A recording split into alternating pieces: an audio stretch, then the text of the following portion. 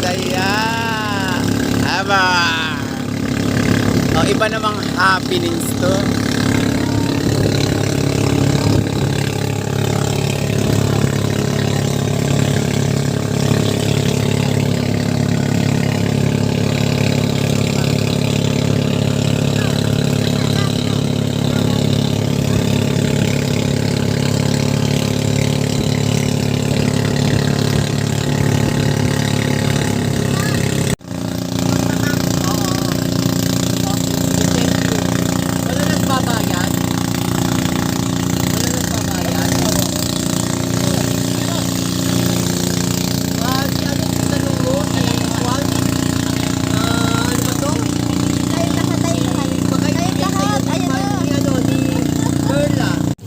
Hello, IP4. O, ayan, o.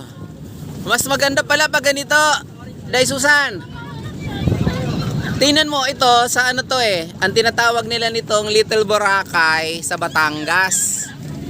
From the, Pangpang, merong mga tao na may mga balsa na ganito. Sabihin mo kay Mayora, dapat magaganito dun sa atin, no? Tingnan mo.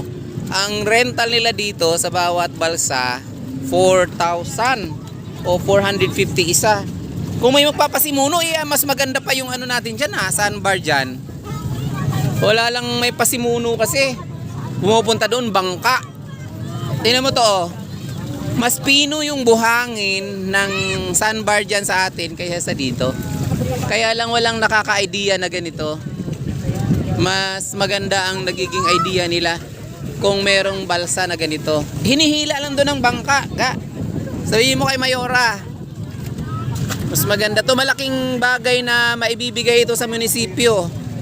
Kasi tingnan mo to, sabi nung kausap ko dito, kliyente ko, 90 ka balsa ito. So magkano ang pinapasok na pera nito sa munisipyo kung meron kayo niyan? Subukan nyo.